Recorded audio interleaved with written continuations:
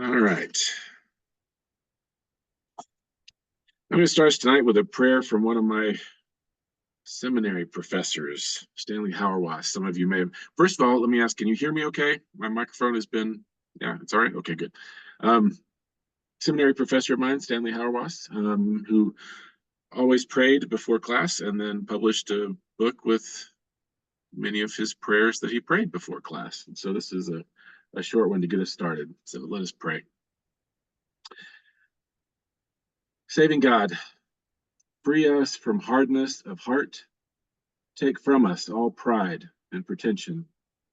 Strip us clean of all that makes us incapable of being witnesses of your gentle love. Make us worthy agents of your peace, so that even as we contend with one another, the world may say, but see how they love one another. Amen. All right. Well, we'll go ahead and get started here. I'm going to put a couple of things in the chat. I can pull that up here. A couple of links. We're going to be using a curriculum called the After Party that you can find on a website called redeemingbabel.org. And I'm going to put a couple of links to their site on so that you can have them for after tonight too. It's a free course. So it's a very cool thing. You can sign on and watch all the videos and do all the exercises in the workbook and download the PDF of the workbook and all of that. There is the link to register. It's totally free to you. Doesn't cost a dime. And then for tonight, you might want to have some paper and something to write with handy, just because there will be a few exercises that we'll do that you might want to jot down what you come up with. And I'm going to put this other link in here. So in case you are one of those people who has a couple of screens in front of you, you could go ahead and open up the workbook yourself. It is available at that link there in that second item I put in the chat. You can use it tonight and open up the same link next week if you want to, and have the workbook handy without having to download anything or register anything or whatever. Now, another thing that you might want to do, and we're going to find out tonight how this works because I couldn't download the videos for this thing, and so I'm going to show them, but sometimes when you're running something off of the internet and then sharing it on Zoom, sometimes the quality isn't as great as we'd like. So we're going to find out tonight how that works for each of you.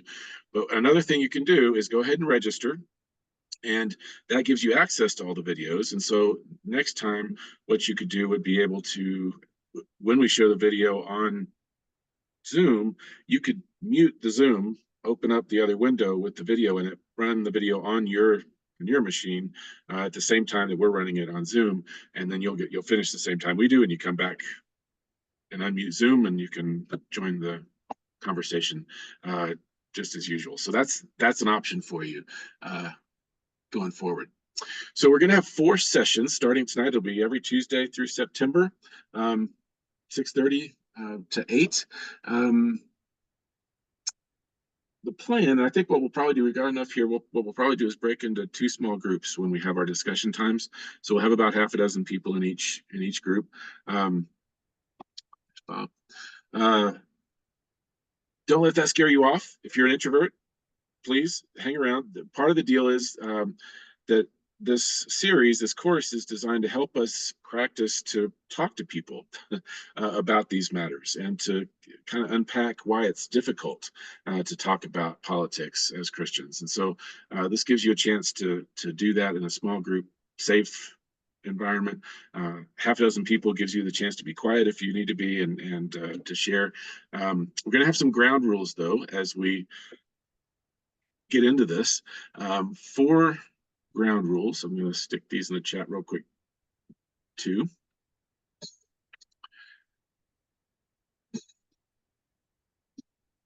The first one is to listen deeply. All right, that's really important in these conversations. Remember that all of us could talk forever on these things. We all have a lot of opinions about politics and about how we as Christians should be involved in politics. But be sure and limit how long you talk when you're in a group, and either the large group or the small group.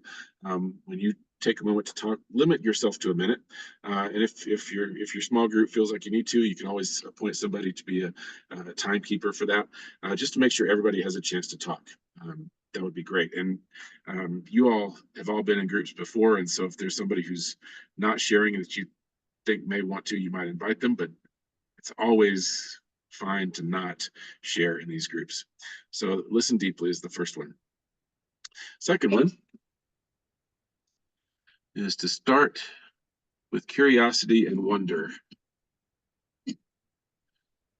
So it's really important to, as we begin, to recognize that our purpose here tonight is not to win or even to have arguments. It's to learn about other perspectives and how to learn about other perspectives. All right. It's a very different way that we as Christians engage with politics than what we normally encounter in the other places that we look to engage these things. The third rule is to learn together. We're not here, first of all, to provide answers, but to ask good questions and learn well together. So if you hear something you disagree with, instead of providing your own point of view, consider asking an open-ended question to learn more about what the person shared. Tell me the story of how you came to that perspective, something like that. And finally, our fourth rule tonight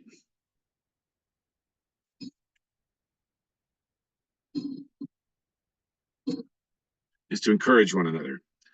To courage and patience and commitment for you to show up here tonight. And we have to assume that we all come with our own best intentions, our own complex histories, and our pain points around these matters of politics and faith. So we're looking to be hopeful and humble in these sessions and beyond. And we'll learn more about hope and humility as we go through this series. All right, so we're going to break up into two small groups right now, and I think I can insert messages into the two small groups. You can see them in the chat when you're in the small group. But two questions, and we're only going to have 6 minutes for this. So you got 3 minutes for the lighter question, so everybody's got 30 seconds to share, and then the little heavier question. First question is, if you were a superhero, what would your superpower be? So think about that. What would your superpower be? And the little bit heavier question is, what motivated you to sign up for this series tonight? What motivated you to show up here tonight? All right. Okay. So I will try to send those to you in your breakout rooms. Let's see, there are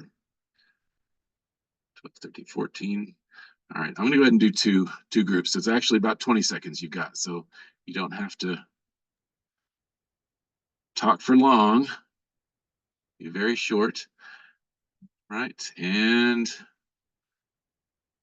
there we go. So hit the join button and join your group, and then we'll see you back here in about 6 minutes. All right.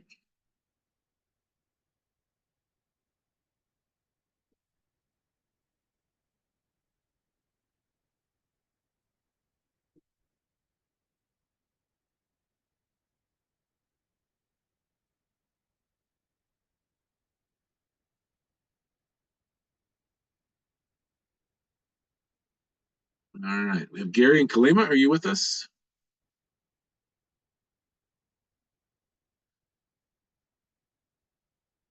See if I can send my message.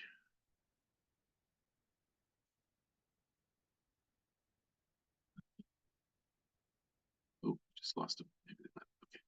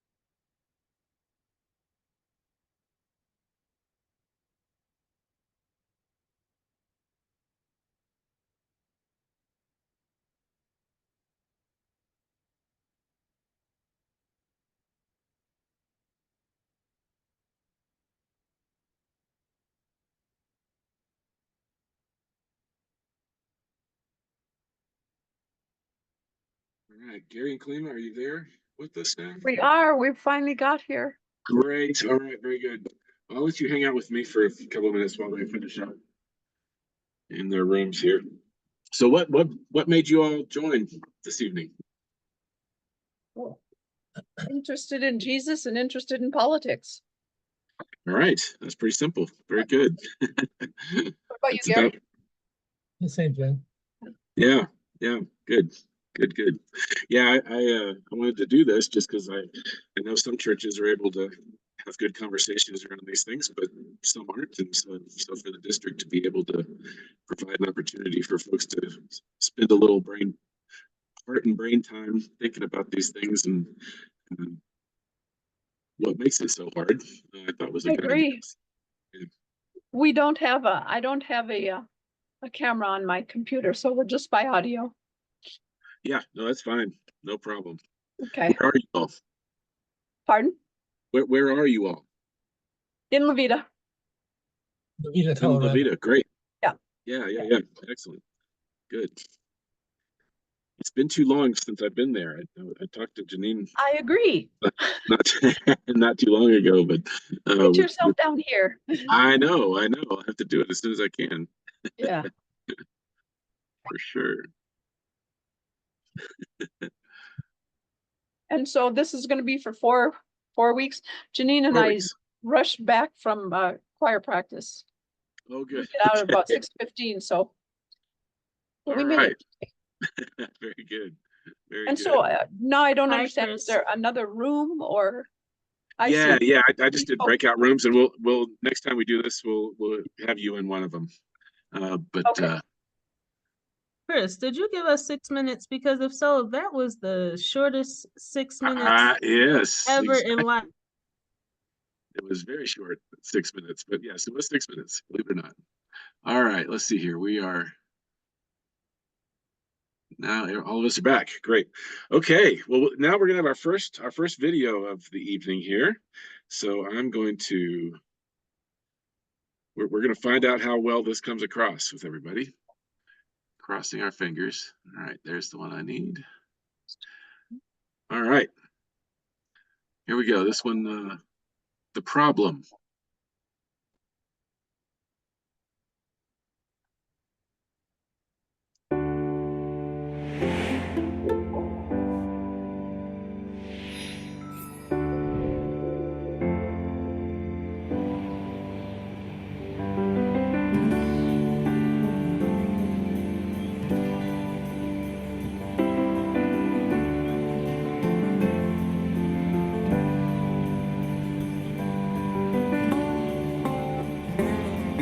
I am so excited. We're starting the after party. We're kicking it off. I'm Curtis Chang. This is my friend, David French. This is my good friend, Russell Moore. And we're here to talk about Christians and politics. And it's helpful to start with the fact that this project began out of friendship, because in some ways, this is really what's at stake. It's friendship. Right. I mean, what we've seen across the United States of America is friendships are frayed, families are fractured, and they're fractured for all of the worst reasons. It's because people are taking politics and using it as an instrument of cruelty and division. You know, when I first started in ministry, probably the number one question I would be asked would be about how do I share my faith, or how do I know that the Bible is true? Now it's how do I relate to people where we're so divided over these issues of politics? And that's not just for people who are engaging in the public sphere. It's people who are at Thanksgiving and they're wondering, how do you do that? And that has to do with so much more than politics, because even when we're not fighting with each other, when we're tensed up and always waiting for when there might be a fight, that changes the way that we see each other, and it changes the way that we're able to relate. It's not just the friendships that are breaking, it's the friendships that never come into being because we're in the kind of moment that just doesn't allow for that. It means we avoid each other because politics is interwoven through life. So what we want to do here is give Christians a better way to engage in politics. We're not saying stop talking about politics or stop caring about politics And we're certainly not here to prescribe a right what of politics, like a what policy position or what party you ought to subscribe to.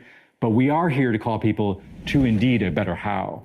I'm hearing more and more people who are saying, hey, I don't want to win over at the argument at the dinner table. I really do want to connect and be in relationship, but I have no idea how to do it. And that's a sign of hope if we're just able to direct that desire for connection and for something healthier in the right way.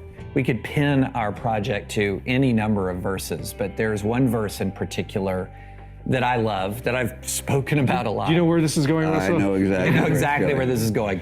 Micah 6:8. Now, why Micah 6:8? Start of it, it says, mankind, he has told each of you what is good. So if God is saying, here's what is good, I want to listen. I want to listen. And what it is the Lord requires of you: to act justly, to love mercy, and to walk humbly with your God. 3 great virtues, not one of them is optional. So you can't recede from justice, you can't recede from mercy, and you certainly can't recede from humility. And that verse is going to be the center of our discussion. We've been here before. I think about the first century church that you, talk about division. I mean, Greek versus Jew, controversy, following Apollos versus Paul. And we have the playbook. We have the playbook in Scripture of how to get out of this predicament. And it is found in the call of Jesus to unity, a deep unity that can actually absorb differences, can actually absorb the fact that people think differently about different positions. And that's why I'm so hopeful. I think we're just calling us back to that recipe, the Jesus playbook in politics. And that's what the after party is all about. So I think we're ready. Are we ready to move on from our divisive focus on the what and get back to the unity found in the Jesus how?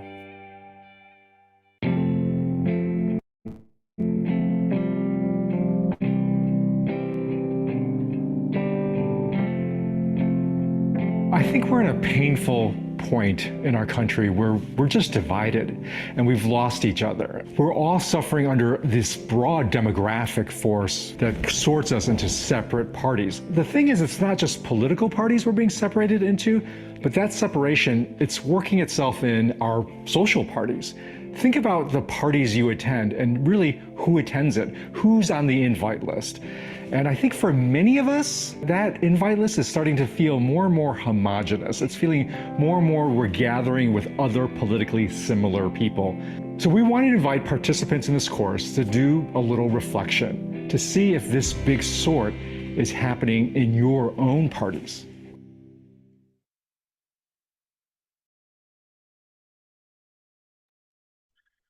All right. So I want you to if you've got something to write with and a little bit of paper there, a real quick exercise. All right.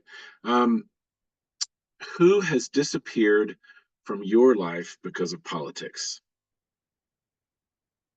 And if that nobody comes to mind right away, I mean, part of what motivated me to do this for us was how many families, how many churches, how many neighbors, how many coworkers have just stopped talking with each other around this. So here's some questions to help you come up with these names if you're having trouble.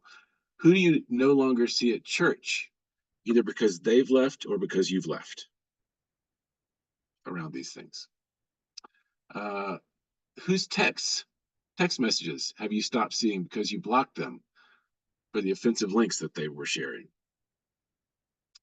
What out-of-town friend or family member have you stopped connecting with when they visit because you fear even a catch-up conversation could turn to current events? Who's disappeared from your social media feed because their posted comments were so disagreeable? Which family members have stopped showing up at Thanksgiving or Christmas because of some past conflict or simmering tension about politics? List a few names if you can. If you can't list any, think about why this is that you can't list any names like this. Does that say anything about how your life is constructed?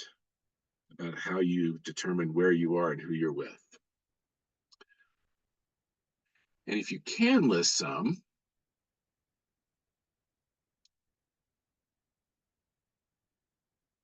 we're going to talk here, just I think all of us together for this. If you can list some, think about what words describe your feelings when you see those names. What kind of words describe your feelings when you see those names? All right. So let's stay together for this, and we have very little time again for this. Rod, it's gonna feel that way on all these discussion times because we're under a time crunch. And if you think it's rough tonight, it's gonna be really rough the next couple of weeks because I'm condensing 6 lessons into 4. So we got 4 or 5 minutes here that we can talk. But if you came up with some names on your list, how do you feel about having names on a list of people who have disappeared from your life because of political differences? What does that bring up for you? Yeah, go ahead, Susie. Yeah, you have to unmute yourselves. I muted everybody while the video was going on. Sadness. I felt Sadness. sad. Yeah, yeah. First, how many folks have somebody on this list? Have somebody who has disappeared from your life? Oh my, look at that. Okay, so the folks we can see are, just almost everybody's raising their hand. So yeah, this is serious stuff. Who else says something? Skip, you unmuted. Clark, Janine, yeah, go ahead. I'm just so aware of the loss because even though I did not agree with them, I still feel the loss of the relationship. Mm-hmm. Mm-hmm. I had no loss. I had none, no names. You know, what gets me and what is hard, they made a broad-based assumption. Kept saying we. Not all of us in America is divided. There are a lot of us. I think it's more of us who are on the same page. But the statement was constantly we divided, we divided, we divided. No, we're not. Not all of us. No, we're not. So it's hard to make a statement or, so when you ask the question, I haven't lost anyone. Okay. Who do you think they meant by we, Charles? It's a generalization, and they're following up. They tried to make it seem like I said, everyone is just at everybody's throat, and it's not the case. People like this group here, over time, have been constantly talking to each other because we who understand what's before us know the difference, right? At least I do. And then there's a lot of folks of all races and cultures that I've met along the way who believe like I do. We just haven't been talking to each other. But the media and those who I've noticed, like I say, in their conversation, not one time did he say, well, some of us are divided in America. That's more of the reality than to say that we as a nation, that everybody in the nation is just constantly at each other's throat. That's not quite right. Okay. Some of us All right. are. All right. Good perspective. Thank you, Charles. Skip, were you going to share something too? Well, yeah, in the good old days, before we were so divided, you almost didn't even ever think about somebody, one of your friends or family, being a person of the other party. You know, I can recall having lots of discussions, almost with a joking manner, about talking about each other's different views on political things. Mm-hmm. But then somebody came along and decided that we needed to be more vicious in our holding up our party line. And that meant you couldn't even be friends. You couldn't even be a partner in things with somebody of the other persuasion. So my feelings are anger and disgust that this was a deliberate attempt to divide this country. in my opinion. Okay. And they're Okay. doing a pretty damn good job of it. All right. All right. Can I just say really quick? Yep. Raw, Um, and then we'll go on to our next thing. okay, I'm sorry. That's good. Go ahead. So for hundreds of years now, we've been divided in more ways than one, right? Not just on politics, but we've been divided over race, ethnicity, culture, and politics has always been in the midst of that, right? When we talk about the ending of slavery, that had a lot to do with politics. But we've been divided over so many things for hundreds of years that I think sometimes we lose sight of the fact that at some point in life, there's always going to be some division because we all are not, we do not think alike, right? We all have different thoughts. We all have different belief systems. Culture plays into that. Different things plays into the way in which we think and which way we're going to go. But we focus on more of what divides us than what brings us together. We don't really focus on what do we have in common, what can we actually can we disagree to agree and still be family. Even within our families, family dynamics, we are separated on different thoughts and different things or whatever the case may be, but we still come together as family. So I wonder, when can we get to the point where if we do have, differences on our political beliefs or whatever the case may be, that we can still come together and say, okay, you may think this way, I think that way, but we're still family. Let's still sit at the table. Let's still have a meal. Let's still go out, to eat. Let's still be family and be loving. We can have differences, but still be loving and caring for one another at the same time. Yeah, well, I think you're right on, Ron. And what I hope we do over these next 4 weeks is to work on what it means, especially for us as Christians, as people of faith, to begin to transcend those differences and come to some more common ground both within the church and then how we relate to folks who are outside the church as well. So, all right, they're going to talk more tonight. Some of the stuff we're going to see tonight is going to talk more about how the division has happened and what it looks like. And so this next video is called The Big Shift. Some of you may have heard a concept like this before. We're going to see how this works.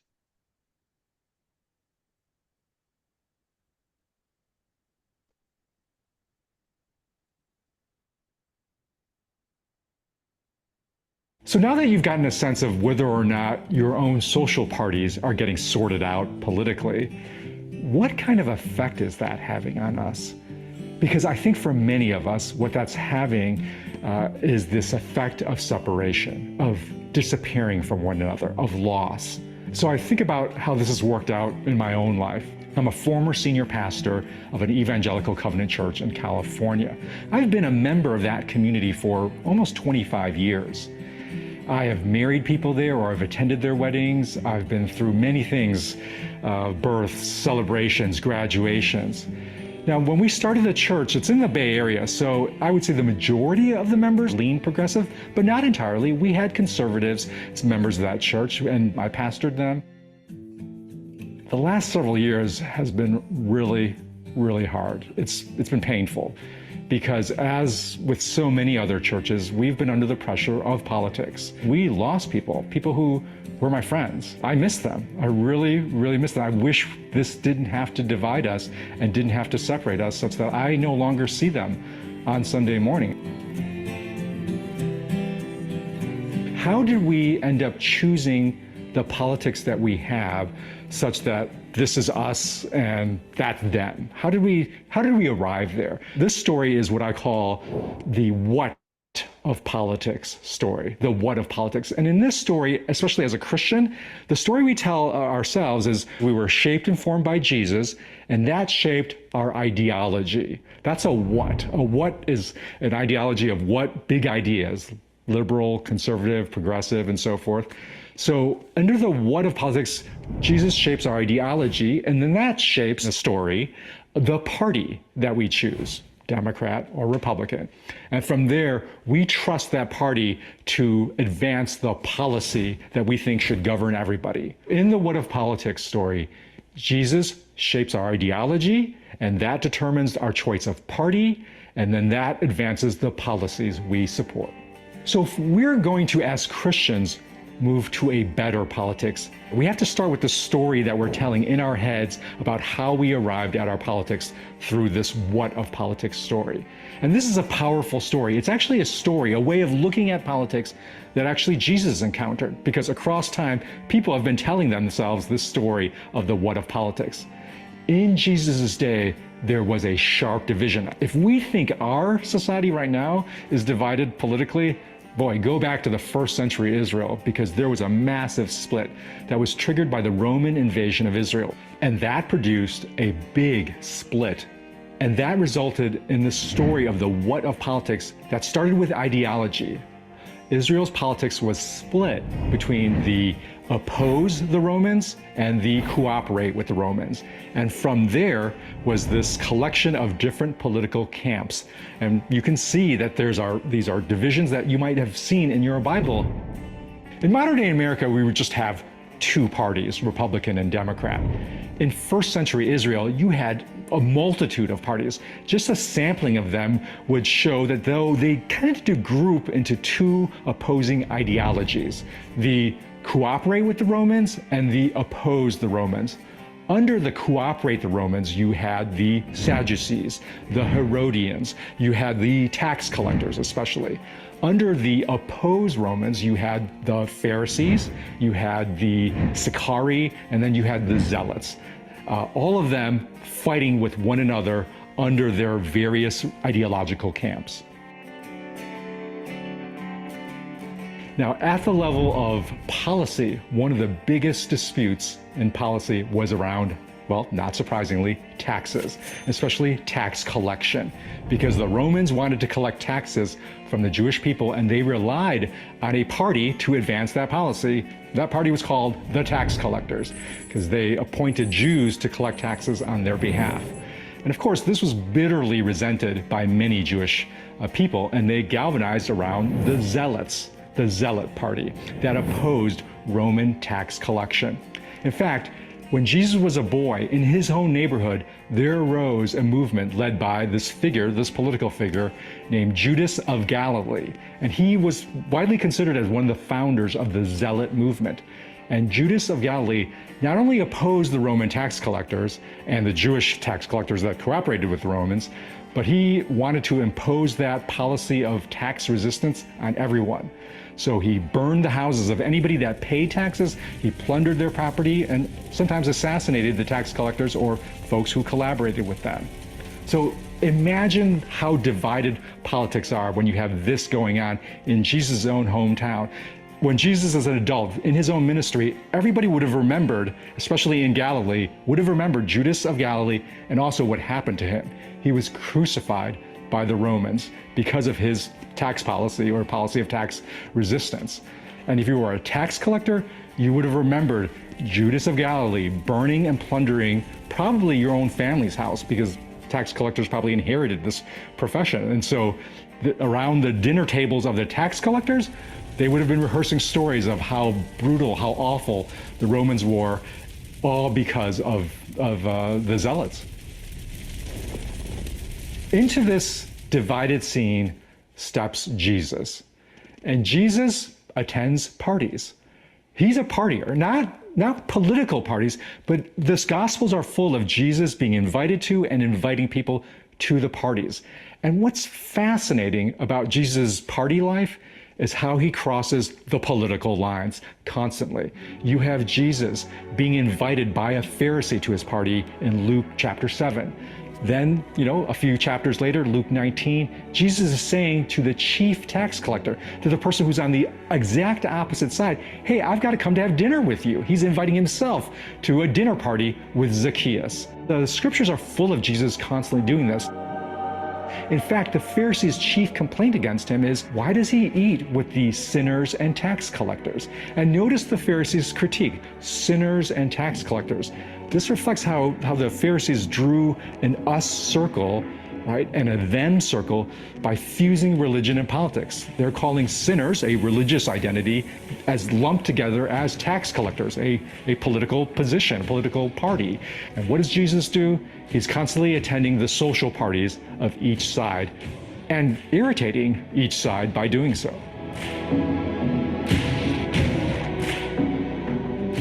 I don't think this was an accident. Jesus was intentionally doing that. He's signaling something very important that we need to pay attention to. And really to underline how intentional Jesus was, is when you look at Jesus' most important party, his disciples. He crafted his invitation list to his 12 disciples very carefully, very intentionally. And we find this invitation list in Matthew. And the Matthew version is really interesting because we tend to skip over it and not realize just what Jesus is communicating with his invitation list. Most of the disciples are identified in the traditional Jewish way as the son of so-and-so, the son of this, son of that. There's two that are identified differently, Simon and Matthew. Simon is identified as the zealot. Matthew is identified as the tax collector. Knowing what we know about Jewish politics, let that sink in for a moment. In Jesus' invitation list, he deliberately said, I need to have a tax collector and I need to have a zealot. Imagine that first party. Imagine that first dinner gathering where Jesus gathers and says, this is the 12. And there Simon is eyeing Matthew, Matthew glaring back at Simon. They know who the other is, and they know the whole story, the whole history of tax collectors against zealots.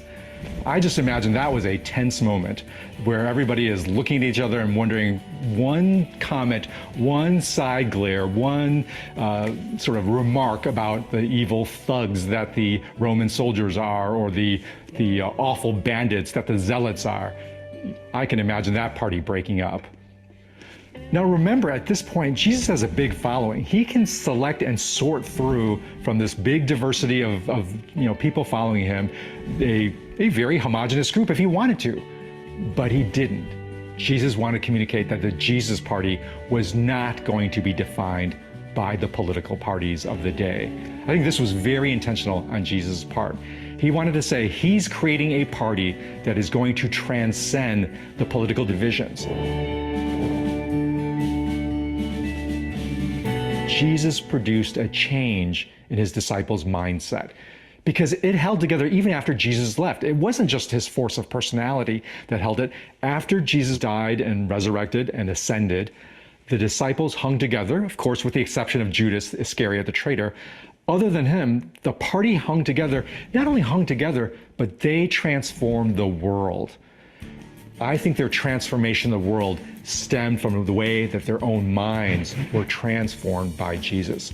And this transformation is what we call the big shift, the big shift.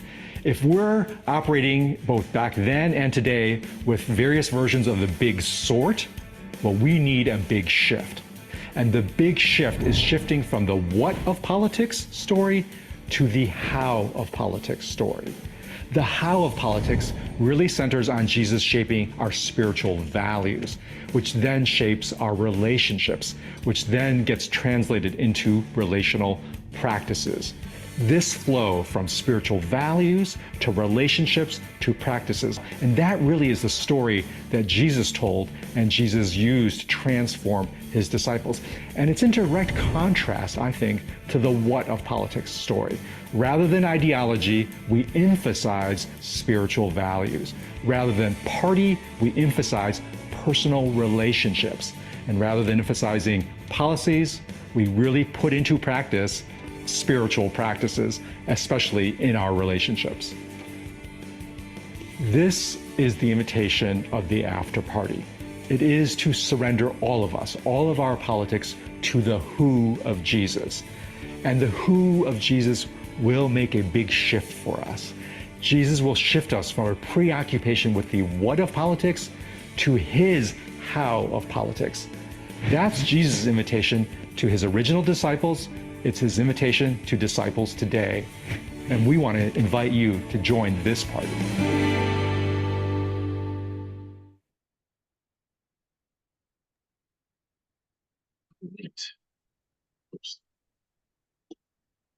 Didn't. Oh, good grief. Let's get out of there. Sorry, had to get rid of my full screen. All right. Okay, so from the big sort, where we're all kind of being divided along the lines of our secular politics, right, to the big shift, which is what he's talking about here in this video. So what are your thoughts? I'm just going to keep us in a large group here. We're going to take about 10 minutes talking about this. So what are your thoughts about this description of the big shift, the idea of moving from the what of our politics to the how of our politics? I thought those two diagrams were interesting that they showed us. What are your first thoughts?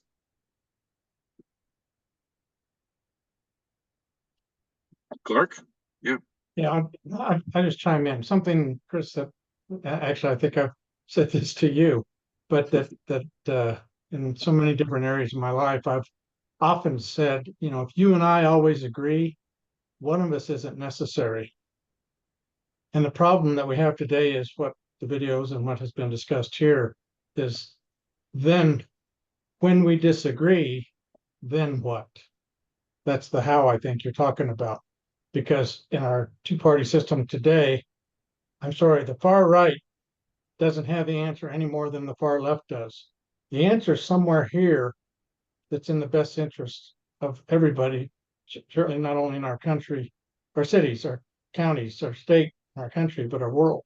So that just is something that truly I believe in, and I repeat it as many times as I can, because I think it gets, who can argue with me when that's mentioned? So that's where I come from, Chris, on that. Right. Yeah.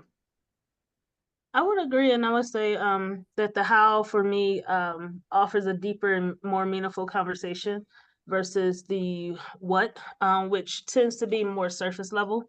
And I think the how can also allow us to understand one another better, as well as hear one another when we begin to speak about more hard or more difficult, you know, conversations. So I think the how in anything more than just, you know, politics, but the how in anything, I think will foster a deeper conversation, allow us to dig deeper. Yeah. Thanks. I think I like the way he explained the zealous part of that story. I always was wondering about, and I noticed how Jesus got Matthew as one of the first persons he called. And now how he explained that Jesus says, and now I see that he got folks who knew the difference, who lived the difference. They knew how to be, he knew what it was to be a zealot. Matthew knew what it was to be a tax collector. Just like he took Paul, and he knew what kind of man Paul was, but they all was on the wrong side, and he took them and put them on the right side. With their history, right? Yeah. He's showing us that money and power go together. Money and law is part of human existence. This started, didn't Abraham a lot say, look here, man, we got so much stuff.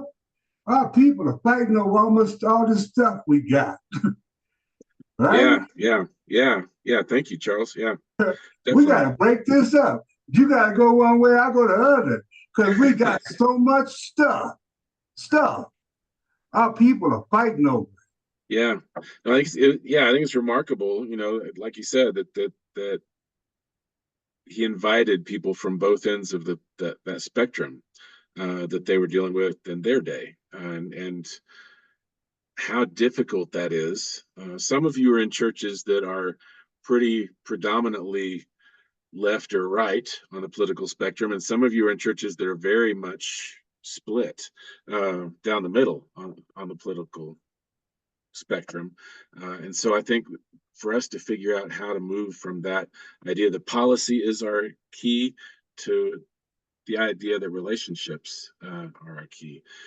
Deb, you're unmuted. Did you want to say something? I am, because I'm seeing, I agree with what I'm hearing, but I'm seeing that when you look at ideology, party, and then we follow a policy, and Jesus's policy was to change it from the what to the how, and had the spiritual values, the relationships versus all that policy. But I think of the churches and how we're all set up, whether we're Methodist or Lutheran or Catholic, we are set up with a structure that defines us as what.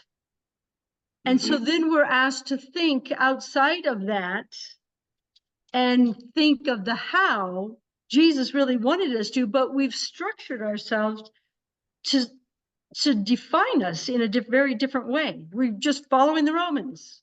We're not following Jesus. And if what we need to change is, it goes even down to those deeper roots, and I don't know what they are. I'm just seeing, can we get away with that? I mean, especially when we just went through the shift is, oh yeah, they believe this, so they went that way, and we believe that, and yet we are still divided within our churches. And I'm wondering if, does Methodism say much to us anymore? Or is it all just the political stuff? So it's just I don't even know if there's a question in there, just a thought. Right. Yeah. Well, I think, for me, I think the question is, who do we allow to define whether we concentrate on the what or on the how, right? I mean, if we're spending an hour and a half to 2 hours on a Sunday with our church family, where hopefully we're focused more on the how, right? And then we spend a couple hours a day, many of us much more than that, on our favorite 24-hour news channel that is trying to keep us as viewers riled up, so we stay with them, so we see their ads, so they get their money, right? Where are we being led? Are we being led toward that ideological way of looking at life, or more towards that spiritual way of looking at life? And if it's at least 5 or 6 times the time that we spend in an unhelpful environment toward versus the other, that makes it difficult. He said love. He said what he said: love, justice, walk humbly with God. Right? Huh? So he gave us a standard, and the standard is, what is justice to you? What is justice? Define justice. Huh? Yeah. What does justice look like to the individual? God tells us what justice is to him. That is to feed the naked, clothe the poor. He said, do everything you can to preserve life. I'm on the side of life. He said, I am the God of life. I'm on the side of life. And those who help preserve it, care for it, nurture it, life, period. See, so that's why I said, what is justice to you? Yeah. Justice is all about right relationships, right? About relationships being rightly ordered. And so that's that whole biblical story leads into that. Who else has something to say who hasn't spoken yet? Something that's on your heart.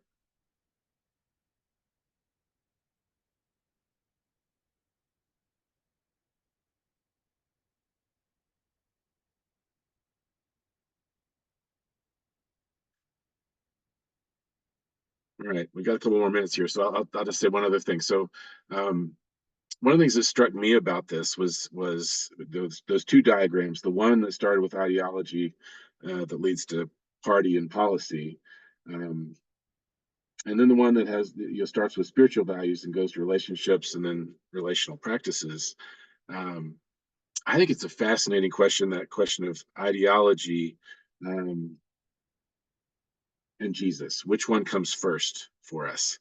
Because I think we find on the wings of our Christian political spectrum in this country, folks who start with their ideology and then they figure out how they feel about Jesus based on their ideology, right? You can see that both on the left and the right of our political spectrum.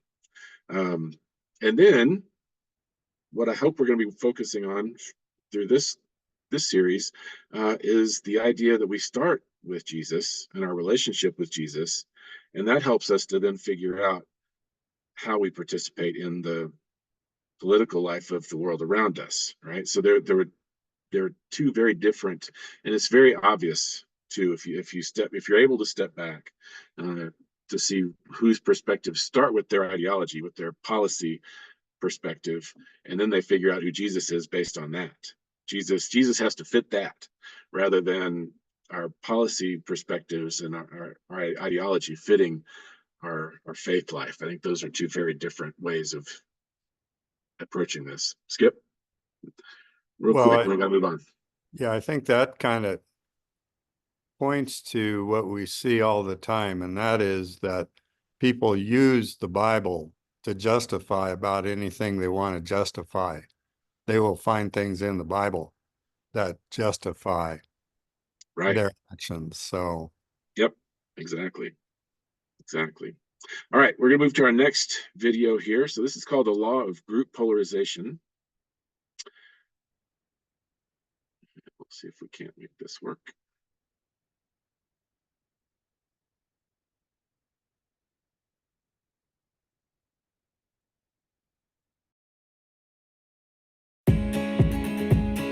You guys have just talked about a collection of disciples that included a tax collector for the Roman regime and a zealot.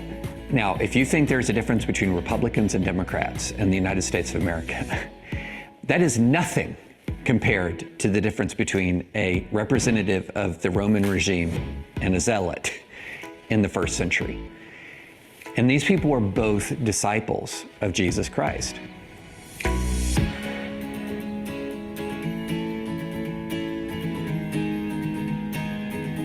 There is a real downside to this idea that we need to find a place where more people are like us. I don't think it's good for that place.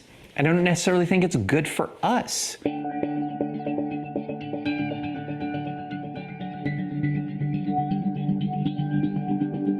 I grew up the Republican son of Democratic parents. They didn't stay Democratic my whole life, but when I was growing up the Republican son of Democratic parents. I was a Reagan Republican from way back. From the earliest points where I really remember engaging with politics was early in Reagan's first term. And I was sold. I went to college as a Reagan Republican. I went to law school as a Reagan Republican, specifically, and very importantly, a pro-life Reagan Republican with pro-life as the primary emphasis of my political engagement. So in late 2005, I'm living in Philadelphia, running a small civil liberties nonprofit, and I was reading an article about how the United States Army was having difficulty recruiting. This was the height of the Iraq War. American casualties were really increasing. And I got, frankly, really convicted that I had supported the Iraq War, but I wasn't deploying to it. I wasn't in the military. This was something that as a civilian I had supported, but now I was asking other people to go. And so I decided to join. I went to Officer Basic at Fort Lee at age 37, and then deployed to Iraq during the surge with the 3rd Armored Cavalry Regiment in 2007 when I was 38. And I spent almost a year there in eastern Diyala province, in the heart of the Sunni insurgency, in the middle of the Sunni-Shia civil war. And what I saw there profoundly affected me on a number of fronts, because I'm serving with a band of brothers that was all over the political spectrum, and all of those differences did not matter. They did not matter at all. Now, we would argue sometimes, but that was almost like recreational arguing. It was like a relief from what we were dealing with. But we were brothers no matter our political affiliation. So that was something that was deeply impactful. Actually seeing the Sunni-Shia civil war, I realized how much of it was rooted not in political or even religious differences, but a sense of grievance. So a Sunni member of the insurgency might say the Shia killed my cousin. That's why they were fighting, not because of a division in oil revenues or not because of an ancient theological split between the Sunni and Shia strands of Islam, but something much more immediate and visceral. None of these big political things. So then when I came home to the United States of America, and this concept that says I'm a Republican or Democrat because I strongly dislike the other side, seeing American politics through these fresh eyes, I began to see that we were interpreting everything through the lens of grievance. This is what the Democrats did to us. This is what the Republicans did to us. And each side has its own story of grievance, rooted often in very real and true things that actually occurred. In much the same way that the atrocities in Iraq were very real and true, our ability to get past those grievances was hampered by the fact that there were a lot of grievances in our own lives. It's that sense of grievance that was giving the real emotional weight to our politics. We've always had political differences. We've always had political arguments. But what was being layered on top of it is a sense of hurt and wounding and anger that for a lot of people is deeply personal. When I came back, there was a shift in my outlook towards my political opponents. And I'm embarrassed to tell the story, quite frankly, because this will give you a sense of how partisan I was. Shortly before I deployed, I was speaking at a Republican gathering in California. And I was talking about my work in courts in America, and I was also talking about how I was preparing to deploy to Iraq. And somebody in the crowd asked me a question, something like, well, with you doing all of this important work here at home, why would you go abroad? I mean, you're doing stuff here. And I answered in this way that it almost pains me to say it. I said, I think the two great threats to America are the radical left at home and jihadists abroad, and I feel called to fight both. And then I go to Iraq, serve alongside people who are pretty radical left against these jihadists who were beheading their prisoners on tape, blowing up hospitals and restaurants. And I just felt incredible shame that I had even said that sentence, grouping my political opponents at home with these people who were vicious and brutal. And the idea that I would use these two groups of people in the same sentence was embarrassing, frankly. And I don't think repent is too strong a word. This was wrong. But it shows you how step by step, dispute by dispute, grievance by grievance, you can put yourself in a position to where you genuinely think that many of your fellow citizens are just your outright enemy, on par with an armed enemy abroad. And I had to really ask for forgiveness for this because it was wrong.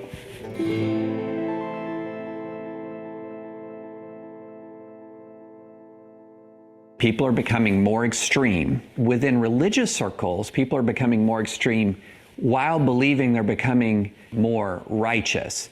And so when they're tying their increasing extremism to their self-perception of increasing biblical literacy or increasing biblical understanding of what God requires of you in politics, that can become particularly dangerous.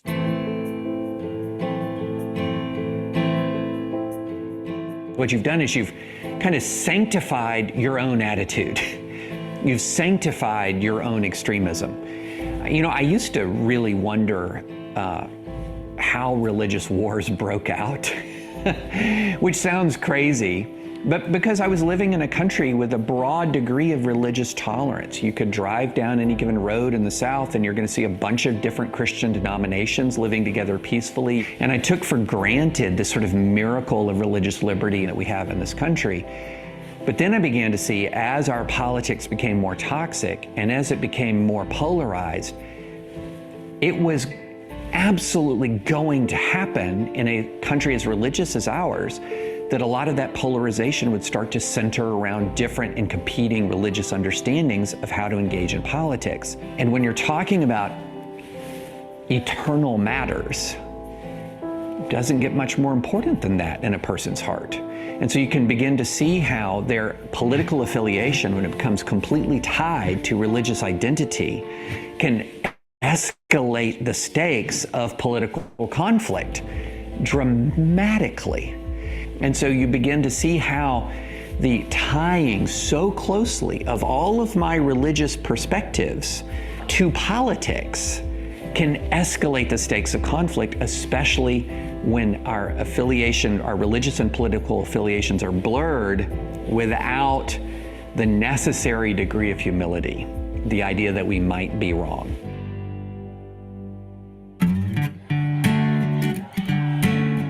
It is incredibly dangerous to surround yourself only with like-minded individuals. There's actually a term for what happens to people when they do this, and the term is the law of group polarization. And so here's what happens when people of like mind gather. They tend to become more extreme. So over time, they'll even become so extreme that the whole group will sometimes be more extreme than the most extreme person was at the beginning of the gathering. That's called a cascade effect. And this is something that we're seeing across the United States of America. It used to be that there was a bell curve of American politics where most Americans were in this big, broad middle, and there was just a few people at the edges. But what's happened is Americans have increasingly associated only with people of like mind. So we live around people of like mind, we work around people of like mind, and as our communities have become less ideologically diverse, we've become more extreme, to the point where that bell curve is starting to slowly flatten out on the way to becoming a U, with more extremists gathered at either end and fewer people in that middle.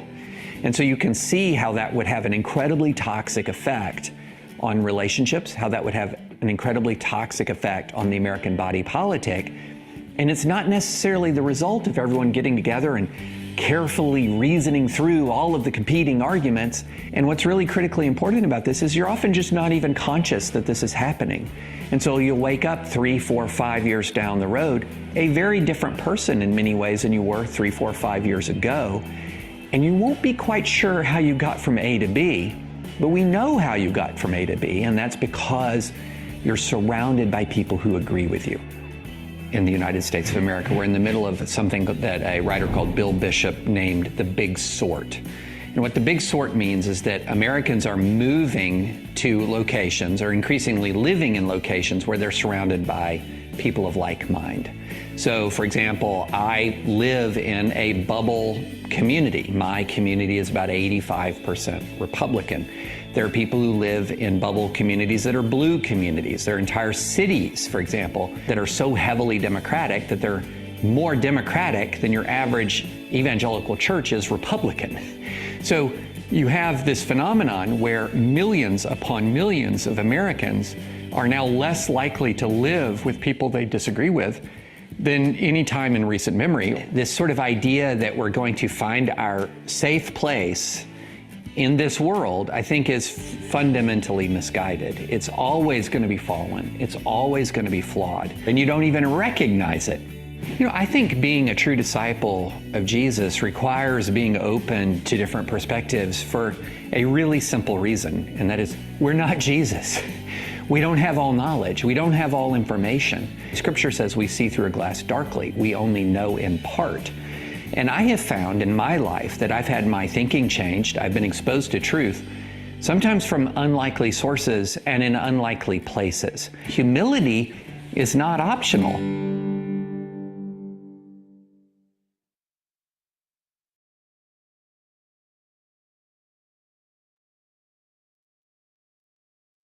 All right. Okay, so real quick,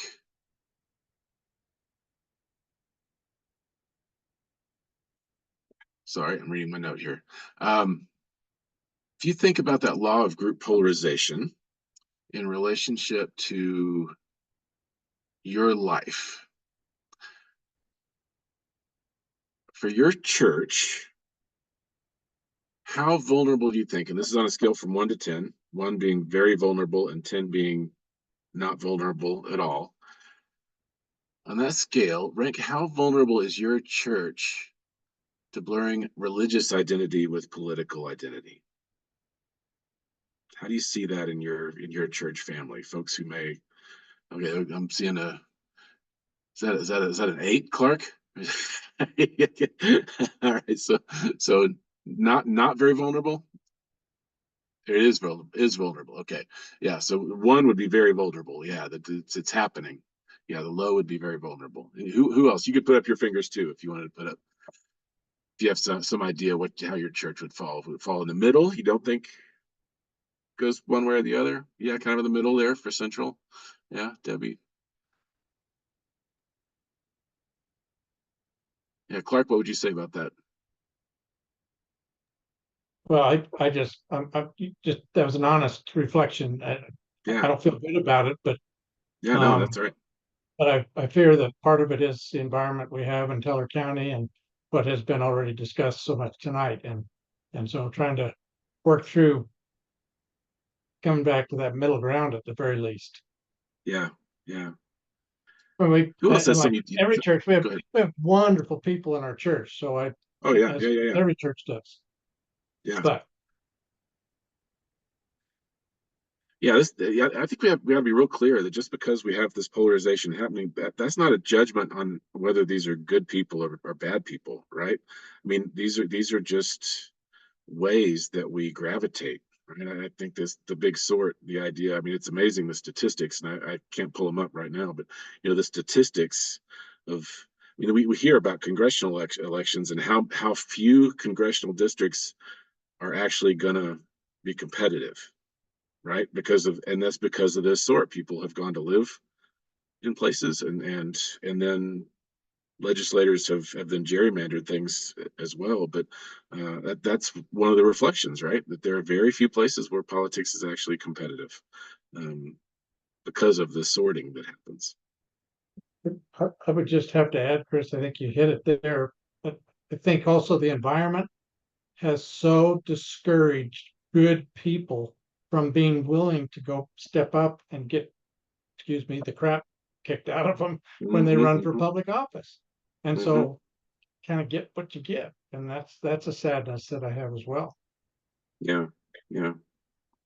Well, I'd encourage you to think about this. We're gonna have to watch our next video so we can be done on time here tonight, and then we'll talk a little bit after that again. But I'd encourage you to think about your church family. Think about the other groups that you're a part of in your life, and whether they are polarized this way, and you find yourself, or the people who've disappeared off of your friend list, right?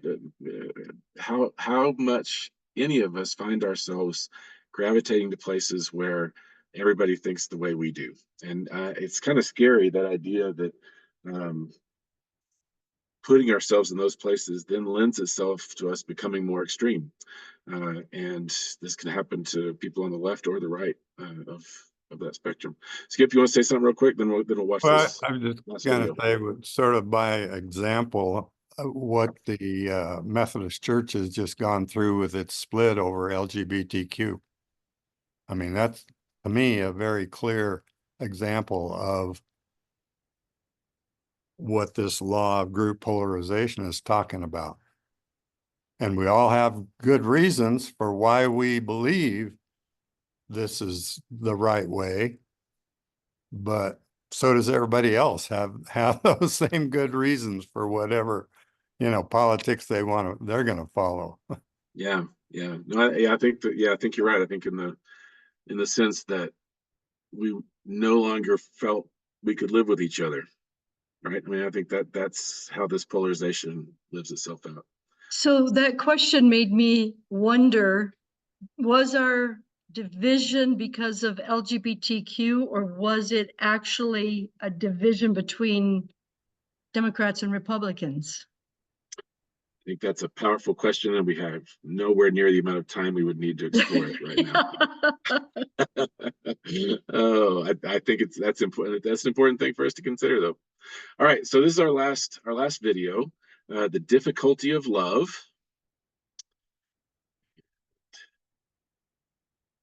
There we go.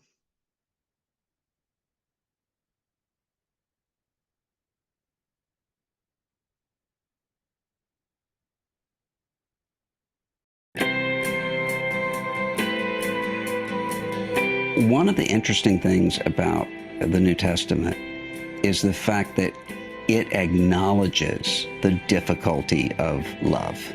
Love is not an easy command to fulfill. As a matter of fact, we often see people in the New Testament who believe it's easy to fulfill, and Jesus comes in and shows them how hard it actually is. What was unusual about Jesus choosing both a zealot and a tax collector is not only the fact that he did it, it's how he did it. In a lot of groups, the tendency would be for the tax collector to be there if he aligned with Rome. Jesus didn't do that. Instead, he brought them out of those groups, but into something that was completely different. And that's part of what's so confusing to people all through the ministry of Jesus. There's an expectation, because he's apart from one group, that must mean that he is a part of their opposing group. If he's against Herod, the assumption is he's with the zealots. None of those things were true. As a matter of fact, in one of the most startling sayings, I think, of Jesus, he said to his disciples, "Beware the leaven, the yeast, of the Pharisees and of Herod." What's striking about that is the Pharisees and Herod were not on the same team. They would have seen themselves as at odds with one another. He puts them together. And he also says, not beware the Pharisees and Herod. It's beware the yeast, beware becoming like the Pharisees and like Herod, which would have been something very far from the minds of the disciples. They were worried about how they were going to have enough bread, and the idea that they could become like the very people that they were opposing was very far and distant from their minds. But Jesus identifies that and sees it and calls it out. Jesus' own disciples are often wondering what is going on. Simon Peter at one point says, "I wish I could leave, but I don't know where else to go." And that actually is a key part of it, because what I think we often want to do is to start with the roadmap. We have the what, then we work backward to the how. It would be the difference between the end point on a GPS. Where are you wanting to go? And how does the GPS take you there? That means you are often taking one step at a time, and often there's a feeling of perplexity. I'm not sure what is going to happen next. Jesus is just so constantly saying to his disciples, don't worry about that. You follow me. You move the next step forward in conformity to Christ. And that's disorienting to people who would really like to have everything mapped out ahead of time.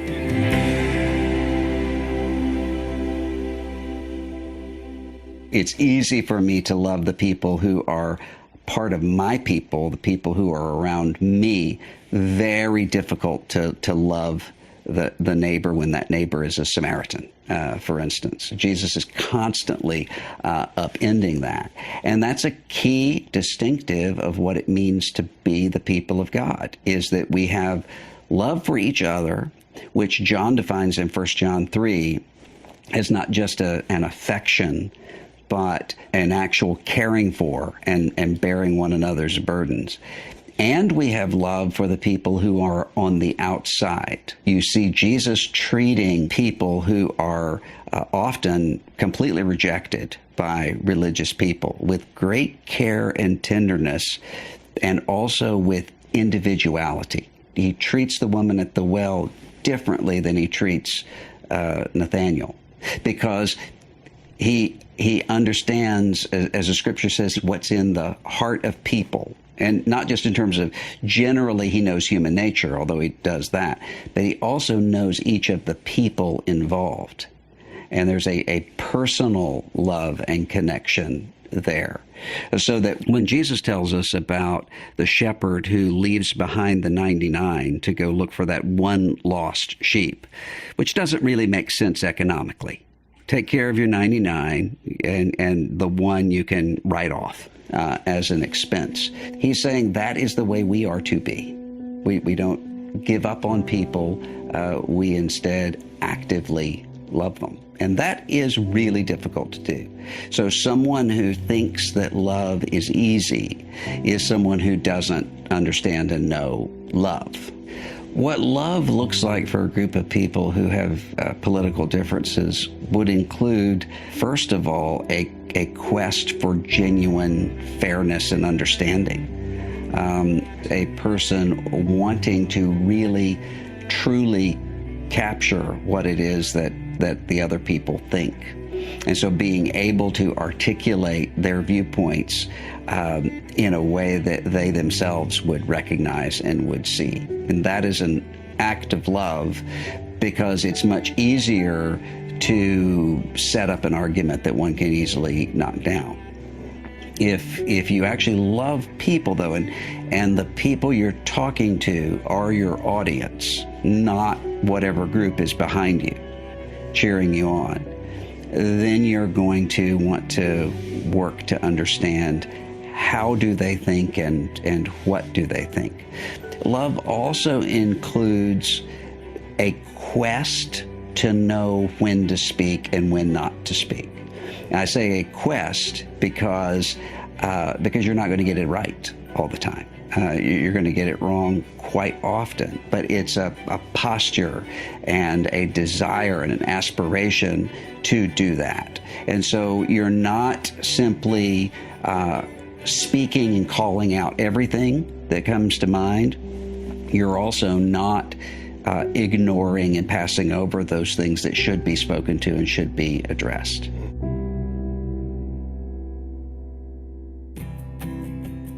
I've found that love between people shows up far more easily when those people are directed outward, loving somebody else, when they're actively loving together. Often what we want to do is to sit down and commune.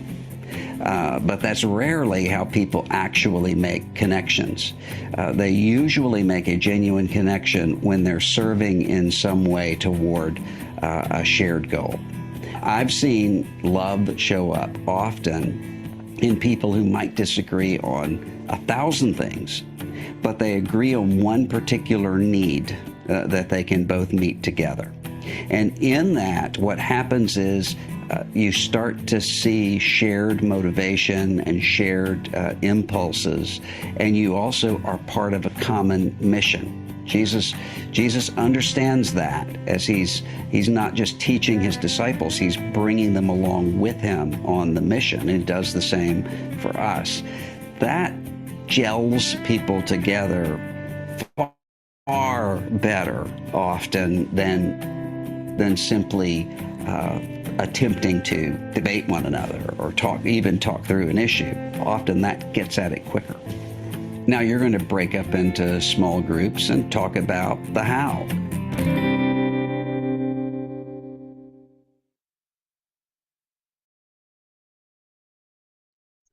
We're not going to break up into small groups and talk about the how. We're going to do it all here together.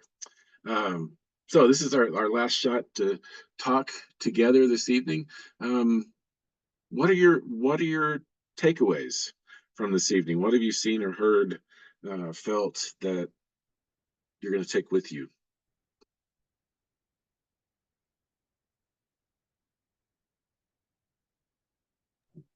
I listened for the togetherness message. I like the way the presentation that he gave. Yeah, but the doubleness of you don't want a lot of people to think like you, but then you find out that when you talk to people, we do and will find something we all agree on, right? Mm-hmm. It reminds me, as I listen to him, my inclusion message. What is my inclusion message? How do I include somebody in the understanding that I have about the Lord? My understanding of the Lord. How does my inclusion message don't run away, but bring to? Huh? Mm-hmm. And so that's what he's asking in this thing called love. And that's, like I said, all tied together. And in humility, Lord taught me a good lesson about humility. He told me, son, all you have to remember is you are the created and I am the creator. Just keep that in your mind that you are the created and he is the creator. And I said, yeah, Lord, he said, remember that, right? I said, yeah, Lord, I will, right? I will, Yeah. right? Good. He said, and that'll help keep you humble because I say, I am gentle and humble at heart. So I asked the Lord to teach me how to be that, All how right. to be that, right? Yeah. And so, Good. that's why I say he gave us the guidelines. How do you walk humbly with the Lord? How humble are you? All right. And Well, does your humility match your justice level? well, you're getting us into a segue to next session, Brother Charles. Humility is going to be a big part of that. We're going to start looking beyond the polarization towards what it is in our makeup as people of faith, as Christians in particular, that gives us the skills and the ability to deal with this. So we're going to start getting into that in the next session. Does anybody else have something you'd share as we wrap up this evening? What's something that struck you this evening? He said several interesting things. Yeah, Susie, and then Bob. I think it gives us hope that we're not as divided as we think we are. And if we'll just keep talking to God and having God direct us in the right way, there is hope for the United States and the world. That's how I feel. I'm encouraged by this program. I like what they had to say, especially the how. I never thought about the how. Bob. I don't know if this makes sense, but I was interested in how he, when we're finding ourselves in differences, we want to sit down and talk it through. And he said that isn't always the best approach. But at the same time, he wants us to get beyond ourselves and have sort of like an outreach. And in that process of doing something together, we find the love that we're looking for. I've always been reluctant to use that word love. I think we throw it around a little too easily. I love mashed potatoes and I love, you've only known me for 2 hours, but you love me, etc. Yeah. But I really was impressed with, as he was showing the pictures of the people feeding the homeless, apparently, and how in those moments you find love. You really connect with those people because you're giving. Yeah, it goes beyond, like, to go back to those diagrams from earlier, it goes beyond trying to agree on a policy and trying those spiritual relational practices can be much more connectional, right? Yeah. I tend to say that God wanted us to be communists in the good sense of it. In the good sense, right? And we want to be isolationists, Right. Good. Yeah, thanks, Bob. I'll just piggyback and something I always preach and always say, we ought to be working on perfecting our love towards one another. We always say we love God, whether we call God, Allah, or by another name, but yet we don't focus on perfecting our love with one another. So even with our differences, with our different views, and everything that we are, all that we come with, if we work on perfecting our love with one another, we can then also grow our connection with one another. For we know that love covers a multitude of sins. So if we can work on perfecting our love, I think we will get into a good place. That is a great place to wrap it this evening, I think. Lola, you just unmuted. You hadn't talked yet tonight. You have something? We'll let you have the last word here.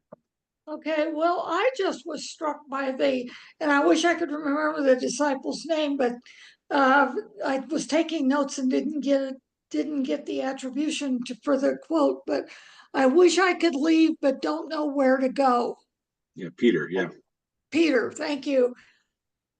That hit me because how many of us sometimes think if we just go somewhere else, it'll be better. If we could just change this or we could just change that, then it would be better. But sometimes, you know, if we think it through, there really isn't anywhere else to go because we have work to do where we're at because of what we're doing. So I'm going to make, because I mean, after every election, after everything, for certain people are going to leave and going to do this. Of course, they never do. But, and all, because then they do their homework and realize, probably not.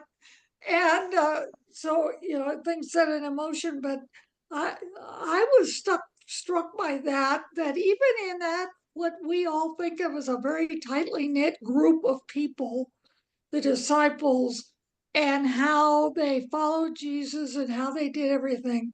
Even Peter said, I wish I could leave, but I don't know where I'd go. Yeah, yeah, yeah, it is powerful.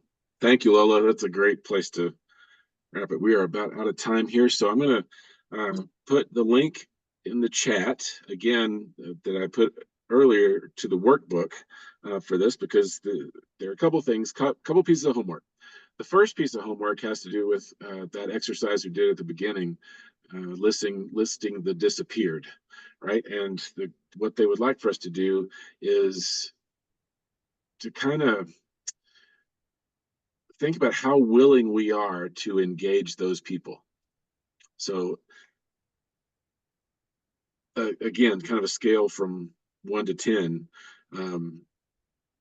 I really don't want to have anything to do with them, all the way up to, yeah, I would love to, and totally willing and able to.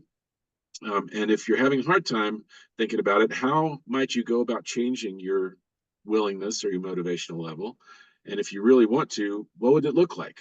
What's an action step you can take to reach out and connect with one of those people on your list? So that's one piece of something to take away and to work on this week. The other one is in preparation for next week, where we're going to be talking about hope and humility.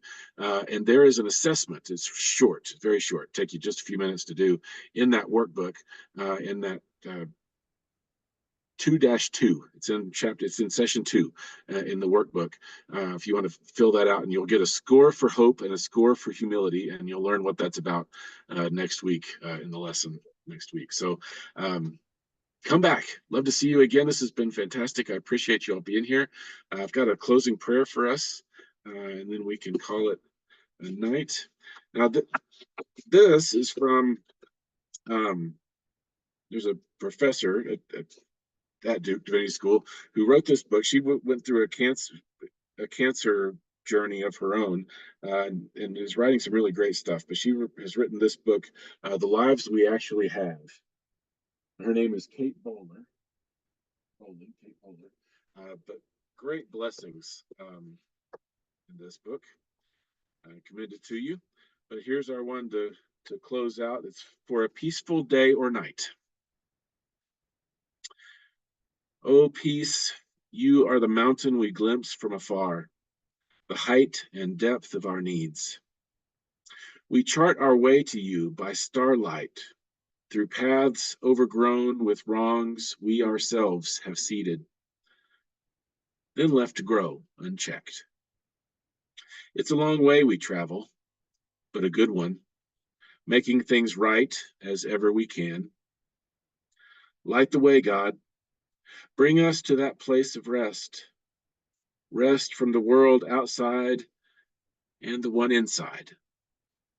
Rest from our prickling fears and obsessive thoughts like, what if this never changes? What if this goes on forever? What if I try and fail? What if I don't and I never know? Bring us peace, God, enough for this moment, enough to quiet the questions with no answers, And while you're at it, pencil us in for tomorrow too. Amen. Everybody have good sleep tonight, and I hope to see you back next Tuesday, and we'll go for it. If everyone wants to unmute, I love this. You could unmute and just say good evening, good night to everybody. All right, y'all have a Good good night, blessed all. week. Good night. Okay, hold Thanks on. very much. I just learned something. Suzanne just filled us in on something. I was afraid of this. She says it says you don't have access to the content, so you're going to have to register to get access to the workbook.